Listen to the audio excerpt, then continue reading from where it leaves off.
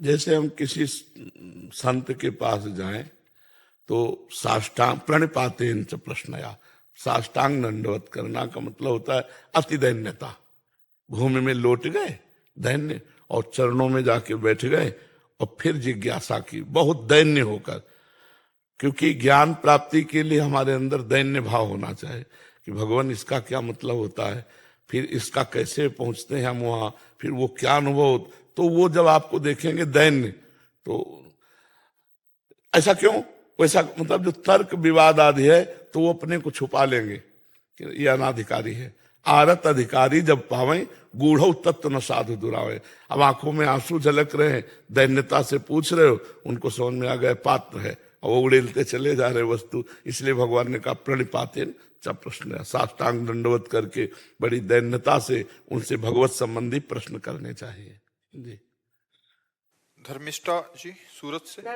जी गुरुदेव आपके चरणों में कोटि कोटि प्रणाम। महाराज जी, श्री हरि कृपा से आप गुरु रूप में मिले, आपसे श्री राधा नाम के साथ मधुर रसमयी उपासना एवं सेवा मिली। प्रियाजू और लालजू से प्रीति जुड़ी, जिसके लिए आपका हम बहुत कृतज्ञ भाव से। नहीं, इसमें कृतज्ञ भाव नहीं रखते हैं, बहुत हल्का शब्द है कृतज्ञ। कृतज्ञता दूसरों से प्रकट की जाती है। अपनी अम्मा से कभी कहा कि आपने हमें गर्भ में धारण किया, हमको दूध पिलाकर इतना बड़ा किया, धन्यवाद, थैंक यू, कृतज्ञ, ये शब्द बोले जाते हैं। अम्मा मेरी अम्मा है यार। आप सोचो, कभी आप अपनी माँ से बोला वो कि माँ तूने 9 महीने गर्भ में धारण किया, इसके बाद हमको दूध पिलाकर इतना तगड़ा किया, थैंक यू, कृतज्ञ, ये शब्द नहीं बोले जाते। तो गुरु हमारी माँ है, गुरु हमारी माँ है, हम उनको धन्यवाद क्या दें। हम तो उनसे और लड़ेंगे, अगर हमारा मन ठीक नहीं है, हमारा भाव नहीं ठीक, तो हम और लड़ेंगे कि आपकी शरण में है, आप हमें देखो। गुरु माँ के समान होता है। माँ माँ होती है ना, वो सदगुणी दुर्गुणी ये सब नहीं देखा जाता। ऐसे सदगुरु साक्षात पर ब्रह्म आप हमारे हैं, हम आपसे प्यार करेंगे, आपसे लड़ेंगे, आपके हैं।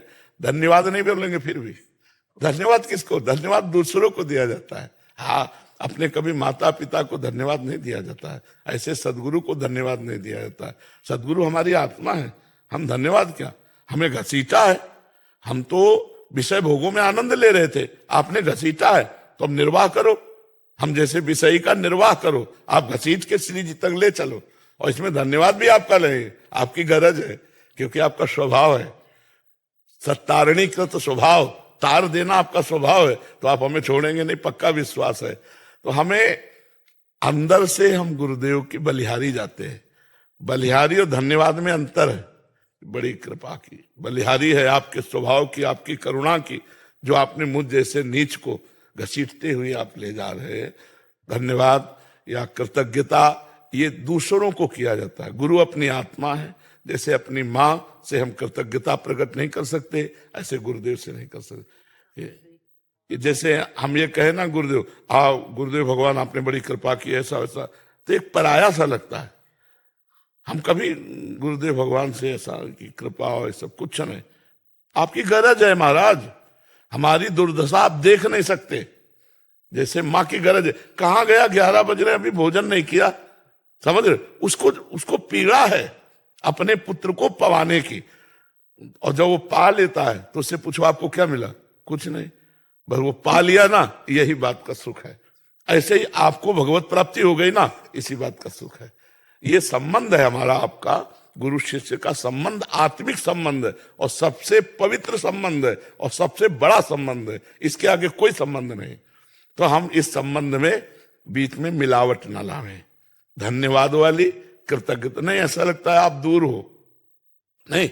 जब अपनेपन की हम मेड़ को मिटा दे तो फिर ये आएगा कि धन्यवाद, आपकी बड़ी कृतज्ञता है हमारे हृदय में, क्योंकि आपने मुझे, तो ये दूसरा लगा। मेरे गुरुदेव हैं, उनको क्या कर, अपने बाप को क्या कृतज्ञ बोलना है, उनका अधिकार है, उनका कर्तव्य है, वो अपने कर्तव्य का पालन कर रहे हैं, हम अपने कर्तव्य का पालन। जी, अपने भावों को गुरुदेव के आगे कैसे प्रस्तुत करें? बलिहार, आपके चरणों की कोटि कोटि बलिहार। आपने मुझ जैसे नीच को स्वीकार करके आपने अपने स्वभाव का परिचय दिया प्रभु। मैं तो आपके योग्य ही नहीं था, ये तो आपकी असीम कृपा हुई हमारे ऊपर। महाराज जी, ये अंदर से भी रख सकते हैं बाहर से अगर ना कहे तो ज्यादा अच्छा रहता है। अंदर की ये सारी बात होती है। हम कभी गुरुदेव से कोई प्रार्थना, कोई भी नहीं, कुछ नहीं, कभी नहीं। तो मर्जी अंदर से सुन लेंगे ना, अंदर से। सुन ना रहे होते तो कैसे होती है अंदर है कि देखो, एक होता है हम और गुरुदेव, एक ये होता है हम और गुरुदेव, और एक हम गया गुरुदेव में, केवल गुरुदेव, केवल गुरुदेव। अब यंत्रवत चलाओ, जैसे तुम्हारा मन हो वैसे चला। ये महाराज जी, नियम से आपका सत्संग सुन के आज्ञा में रह के मन को फंसाने का प्रयास हो रहा है, जीवन सहज ही सरल होता जा रहा है। महाराज जी, एक भगवत गीता के श्लोक में आता है, द्वाभिमौ पुरुषो लोके सरक्षाक्षर एवच सरह सर्वाणि भूतानि कूट स्थोक्षर उच्यते। महाराज जी, इसमें अक्षर किस अवस्था को कहा जाता है? विनाशी। देखो, एक होता है विनाशी, तो पंचभूतों से रचित जो शरीर है और जो सूक्ष्म शरीर है, कारण शरीर है, ये तीनों विनाशी है। और इसमें जो रह रहा है वो अविनाशी भगवान का अंश है, अक्षर। तो इन दोनों से परे जो है वो अंशी परमात्मा है, जो आत्मा का भी परम आत्मा है। अगर हम अंश भाव से लेते हैं तो हमारे अंशी भगवान हुए ना, तो अंशी वो अविनाशी अक्षर है, अक्षर है, अविनाशी अंश। उससे भी महान वो अविनाशी अंशी है, अविनाशी अंश इससे श्रेष्ठ है, क्षर से श्रेष्ठ अक्षर, और क्षर अक्षर दोनों से श्रेष्ठ वो अविनाशी परमात्मा।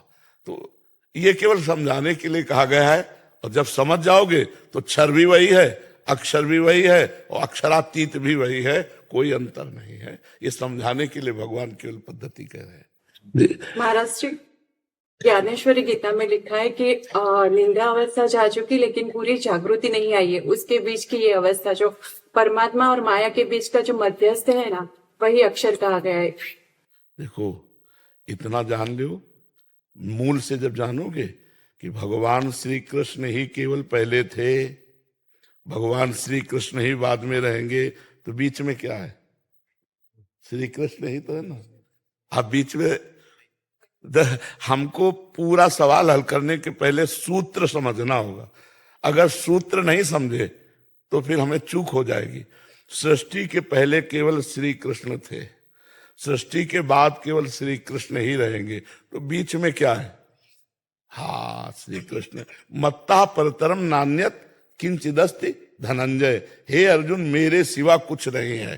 क्षर भी वही है, अक्षर भी वही है, माया भी वही है, और अक्षरातीत भी वही सब कुछ है। जब ये मान लोगे तो चैन मिल जाएगी।